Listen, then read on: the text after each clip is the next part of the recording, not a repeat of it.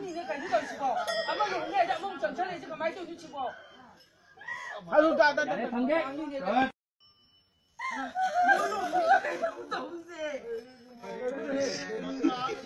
ꯇꯥꯝꯅꯤꯅꯦ ꯀꯩꯅꯣ ꯇꯧꯔꯤꯁꯤꯕꯣ ꯑꯃ ꯂꯨꯍꯣꯡꯉꯦ ꯑꯃꯨꯛ ꯆꯪꯁꯜꯂꯛꯏꯁꯤ ꯀꯃꯥꯏꯅ ꯇꯧꯔꯤꯁꯤꯕꯣ ऑनलाइन मणिपुरी यूट्यूब चैनल यंग मैम पुनमु अमुक हन्ना तराम ओक्सरी हक्चांगी अरुंब हंथनब होनबद अखोइना थक्प याब हई मही नत्रगना चुमनगी महीसिंग खंजिनसी अखोइ मियोइब खुदिंगमकना हक्चांग फना अमदि नादा येक्तना लैब पामी मसिगिदमक्ता मखल मखा कयागी हक्चांग सजेल तौनरी हक्चांगी अरुंब हेंगलकप हाइबसी अयाम्ब मियोइना पामदे मरमदी हक्चांगी अरुंबगी चांग हेंगलकलिबा मखै अखोइगी हक्चांगदा नुंगाइतबा अमदि खुदोंचादबा कया थेंगनरकनी खुदम ओइना हाइरबदा थबुक सुबा मतमदा थुना सोक्थबा अमदि थबुक तौनिंगबा फावरक्तबा नत्रगना थबुक अमा तौनबा होनबदा फिट ओइदबगी थवोंगसिंग थोरकनी मरम अदुना अखोइ खुदिंगमकना हक्चांगी अरुंबा हेंगतहनबा पामदे हक्चांगी अरुंबा हेंगलकपा हाइबसी हक्चांगी चावबा हेंगलकदौरिबनी हक्चांगना का हेन्ना चौखलकपा नत्रगना नोइखलकपा मतमदा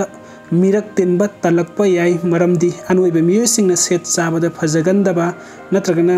सुनगंदबा फिरोल सिंग थीबदा अवाबा अमा ओइनरी मसिगी मथक्ता हक्चांग का हेन्ना नोइ चौखलकपा नत्रगना अरुंबा हेंगलकपा हाइबसी अनाबा कया पोखलकनबा अचौबा मरम अमसु ओइ हाइना थिजिल्लोइसिंगना यामना तोइना फोंदोकपा लैख्रे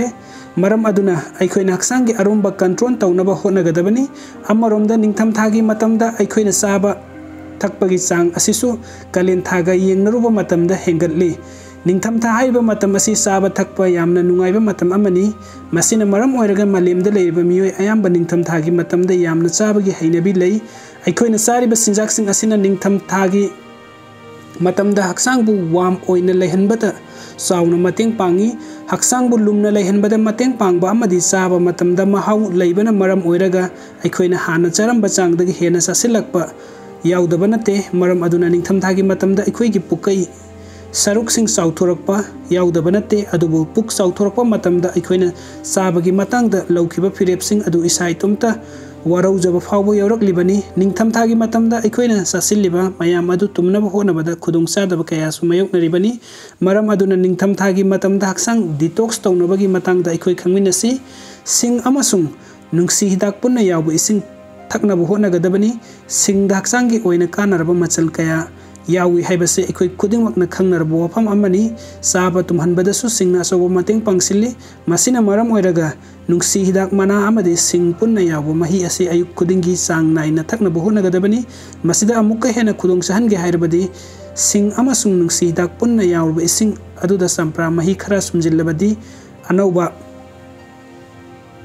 महाउ अमा फंगबगा ngambага loinana haksangi arumba hanthanbada chauna mateng pangi green tea amasung lemon tea asisu haksangi arumba hanthanbada chauna mateng pangba ngamba ngaktani lumbu saba green tea sang naina thakpana aikoina sasilliba mayam adu tumhanbada mateng pangi haibasi khangnarbo famni masina haksangi arumba hanthanbada mateng pangsilli amaromda lemon tea natragana lemon asisu haksangda yawba ahenba fat ki saruk sing lawthokpa ngamba hai makhalni मरम अदुना अखोइना green tea थकलबा मतुंग lemon चाबगी हैनबी लेरबदी green tea हक्चांगी अरुंबा हंथनबा प्रोसेस तौबदा अमुक्का हेना मतेंग पांगसिनबा ngमगनी जीरा वाटर हाइरगा अखोइना हेना खंगनरिबा मही असिसु अरुंबा हंथनबदा चाउना मतेंग पांगी अफबा इसिंग हापलबा ग्लास अमदा जीरा चमच अनीगुंबा हापलगा अहिंग अमा थमगनी अखोइना याहौरकपा मतमदा जीरा हापलबा इसिंग अदु सेंगना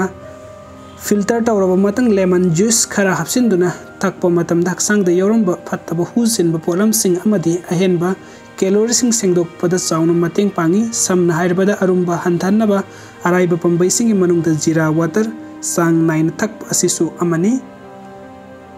वीडियो से यंगबिबगिदमक्ता मयाम पुमनमकपु अमुक्का हन्ना थगचरी अनौबा अपडेट किदमक्ता नुंगसिबिदुना चैनल से सब्सक्राइब तौबिरम थैंक यू सो मच।